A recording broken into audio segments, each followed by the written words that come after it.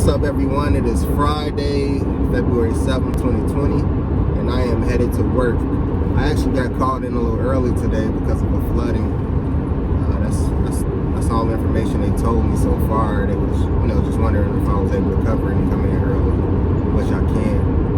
So, when they give me the address and, the location, I will be sure to let you know where it is.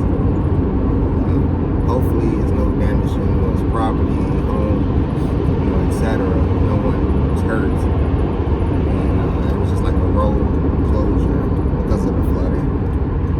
But I'll keep you posted.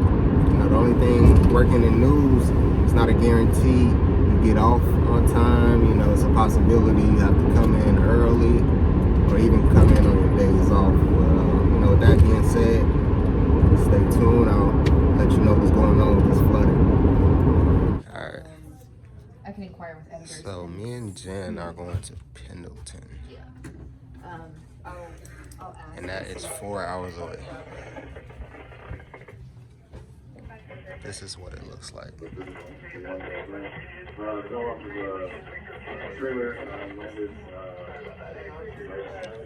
4 hours away.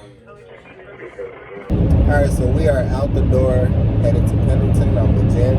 Hi. She can kind of explain what's going on in Pendleton, better than I can, because this is her story. Yeah, I've been studying it. Richie's been at the wheel, concentrating on driving. We've got a long way to go. We have to have a 3-hour drive, but there's a lot of flooding in eastern Oregon. The Umatilla River has filled its banks, and locals are saying this is the worst flooding they've seen since 1996. So we are going to go check it out. There's been some evacuations. Some people have been rescued off of rooftops. It is just a really, really dicey situation out there now. The flood, this river reached a stage of about 20 feet earlier, and now we're wondering if it's going down or if it's continuing to rise. So we're going to go check it out right now and see what happens, and have a couple live reports at 5 and 6, and then also tonight at 10 and 11. Perfect. And we have to go live in the car, so I'll just post that right after this video, and also show you how we went live in the car, because I'm driving. So stay tuned. Is on the way right now to Umatilla County with a look at the conditions right now. There's so many things going on there. We're heading through the gorge right now on 84. Let me spin the camera around so you can see. It's pretty dry here. We are outside of the Dalles heading east, but flooding further to the east, as you mentioned, in Umatilla County has been insane, as locals have described it. They say it's the worst. It's worse than the floods of 1996, and it's prompted emergency evacuations and flash flood warnings. And we're going to bring you another update here tonight at 6 o'clock as we get closer to these flooding areas. My photographer Richie, who's driving, and I will have coverage for you coming up in just a bit. Evacuate. If you don't know anyone, just tell me how the town is feeling. I know that there's a lot of people out looking. I know that River Road has been shut off at this point, or is close to being. Part of River Road is already closed, because that's the way I came home, so I was rerouted. Okay. Alright, I wanted to show you how we went live. That's a little camera right here. I also have one right here and one in the rear, but we use this one for the live shot. Just plugged up my TVU. As you can see, that's me right here. That's the monitor for it, and a little iPad to switch to the rear, and bars if I need it. But yeah, that's how we went live. This is what's going on right now. That's why we went live outside, because we finally got here. It was 3 hours. But yeah, it's pretty bad. Check out over here too. You see it's flooding. Yeah, we've actually given people meals as they're coming through the day. We have had restaurants be very generous and provide meals. We've had Papa Murphy's give us pizzas for dinner last night. Here's a little bit of the scene right here. As you can see, it is flooded. Alright, so I was editing for the 10 and 11 o'clock show while Jen drives. This is how we get news in, people. Edit in the car, eat in the car, and swap places to drive. Yep. So I'll post the look live we did for this package.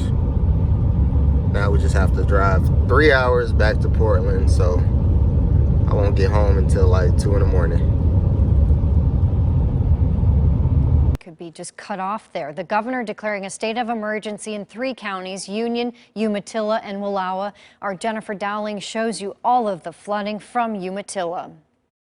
The Umatilla River is absolutely raging. In fact, the river's right up to the road, and the swells behind me on the river are taller than I am. This looks more like something you'd see on the Oregon coast than here in Umatilla.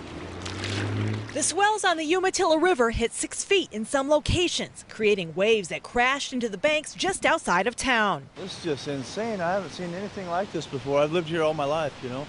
Just like this wave right here. It's like 6, it's like taller than me. Some say this rising water is worse than the floods of 1996.